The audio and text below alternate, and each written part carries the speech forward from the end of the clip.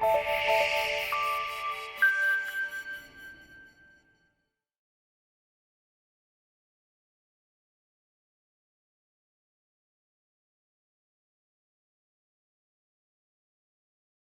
the ties between the Russian and the Ukrainian defence industries go all the way back to the Soviet era. Now, when Ukraine achieved independence almost a quarter of a century ago, it received quite an inheritance from the former Soviet Union. Now, they got some of the crown jewels of the Soviet defence industrial base. And these ties continue to the present day, and they've actually caused quite a bit of resentment.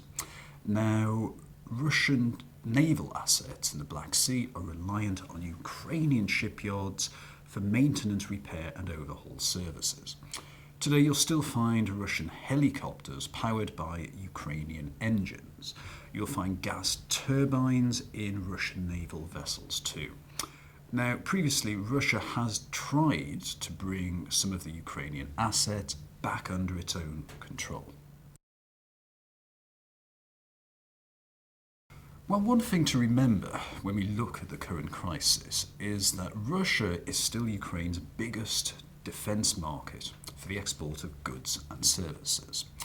And Ukraine itself spends an awful lot of money each year buying spare parts for its military systems from Russia.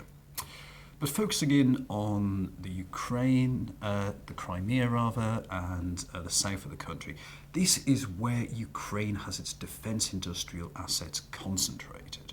Now, if we look at Crimea alone, there are 13 Ukrainian defence organisations. This is a heavily industrialised area, and Ukraine relies on this for foreign currency. Now, in terms of what it means, if those 13 assets are lost, of course, that's going to make a big dent in the Ukrainian economy, but we've also seen some short-term implications as well.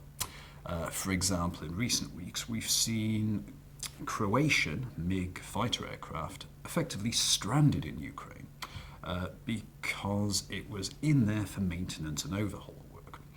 We've even seen Chinese naval vessels pulled out of Crimea very, very quickly to avoid them becoming stranded because of the current crisis.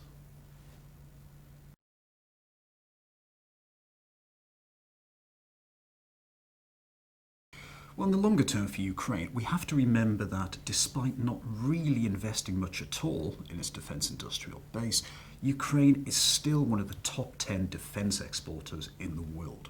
They make an awful lot of money, they pull in a lot of foreign currency from selling typically Soviet-era equipment and services for Soviet-era equipment into the wider world. Not just Russia, they have a huge presence in Africa as well and beyond in the world market. Now, the other issue is the industrial symbiosis between Russia and Ukraine. There's a potential for that to evaporate.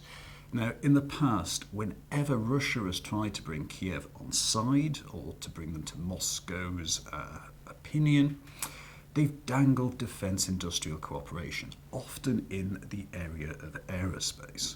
So we saw last year Russia offered to cooperate with Antonov on the development and production of AN-70 and AN-124 aircraft. There was no strategic reason for Russia to do that. It isn't as though they particularly need these aircraft. It entirely came down to politics. So we can see the Ukrainian aerospace industry suffering. We can see the Ukrainian defence industry potentially losing almost 10% of its assets if Crimea does become part of Russia or becomes completely independent.